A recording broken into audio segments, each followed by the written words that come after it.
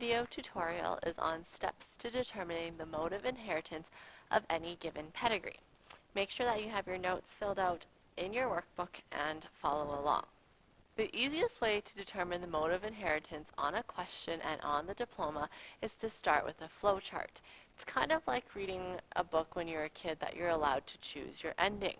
The first place that we all start is whether or not a given pedigree is Y-linked.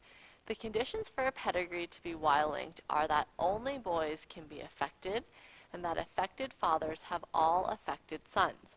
Remember, only boys have the Y chromosome. So what does that look like on a pedigree? For example, in the pedigree, in your workbook, individual 1-2 is a boy, individual 2-4 is a boy, individual 2-7, 2-8, as well as 3-4 and 3-5 are all boys. This meets our first condition that only boys are affected. In the pedigree, there are no girls affected. However, in order to be Y-linked, an affected father must have all affected sons. If we look in the pedigree, individual 1-2 has only affected sons. At the same time, individual 2-7 also only has affected sons. So the second condition is also met. Now let's take a look at individual 2-2. It would seem that individual 2-2 should also be affected according to our rule. However, you must remember that this individual is not part of the original family tree. This male is actually married into the family, therefore he does not need to be affected. If the pedigree does not meet the condition of a Y-linked mode of inheritance, a parent has it, one of their kids will have it, and one of their kids will have it. If we take a look at the pedigree, this seems to be true.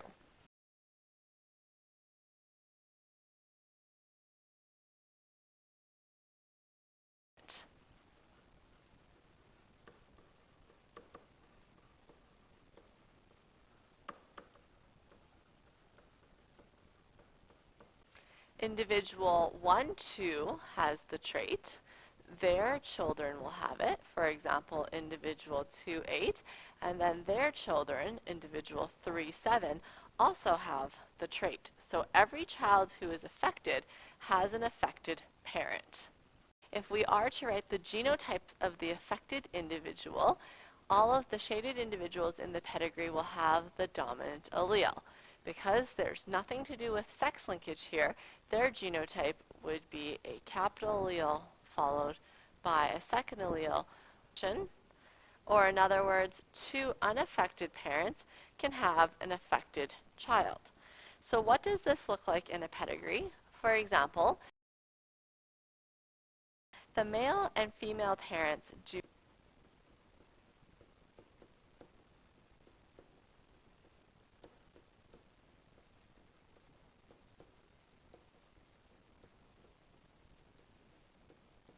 If we take a look right here, the male and female parents do not have the trait, however, their children do.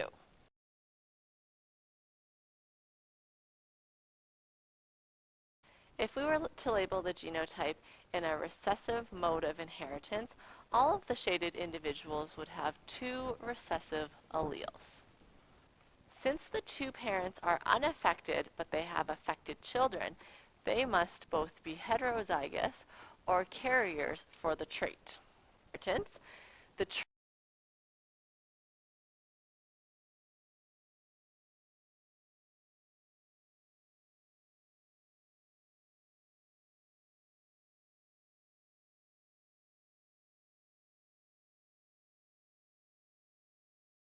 triple D rule applies.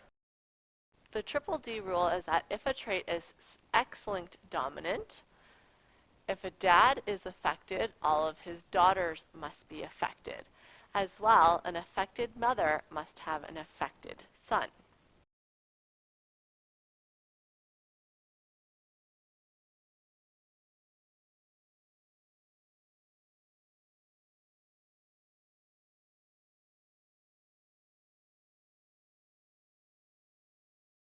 We must use the sex chromosomes when labeling the genotype of all affected individuals. Don't forget that males have an XY chromosome and females have two X chromosomes. Since this pedigree shows an X-linked dominant mode of inheritance, in order to be affected, all individuals must have the dominant allele attached to their sex chromosome. In this case, you can see that all the affected daughters inherit the affected allele from their fathers. So when we're determining whether or not a dominant trait is X-linked or autosomal, we only need to check if it's X-linked. If the pedigree does not follow the triple D rule, or that affected dads must have affected daughters, then the trait we're looking at must be autosomal dominant. If something is X-linked recessive, that means usually more boys are affected than girls, and affected girls or affected mothers only have affected sons, as well they have affected fathers. So if we check our pedigree, we will notice that there are definitely more boys than girls affected. In your pedigree, there is 1, 2, 3, 4, 5 males affected compared to only 3 females that are affected. So now if we look at our second rule that affected mothers have to have affected fathers and affected sons, this is also true. For example, this female has only affected sons. Also, if we look at this female, she also has an affected father.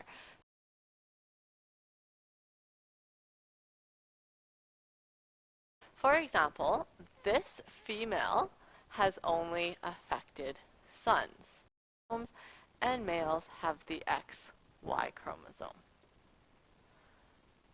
So if this pedigree is X-linked recessive and you're asked to label the genotypes of all individuals in the pedigree, make sure you remember to use your sex chromosomes. Don't forget, females have two X chromosomes and males have the XY chromosome. Now let's go back and fill out the alleles that they have. Since this trait is recessive, the recessive allele will be given to any individual who is affected.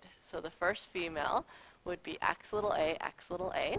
The two males in the middle, since they only have one X chromosome, they would both have the recessive allele. And we can continue to go back in and fill out the genotypes for the rest of the individuals affected. It seems like there's lots of rules to determine whether or not a pedigree is X-linked, autosomal, dominant, or recessive, or Y-linked. It all comes down to practice and practice applying these rules to determine if they are true. So make sure you remember to do the next 2 pages of practice in your workbook to make sure that you understand how to classify a pedigree, and don't forget to check your answers when you're done to make sure that you're doing it correctly.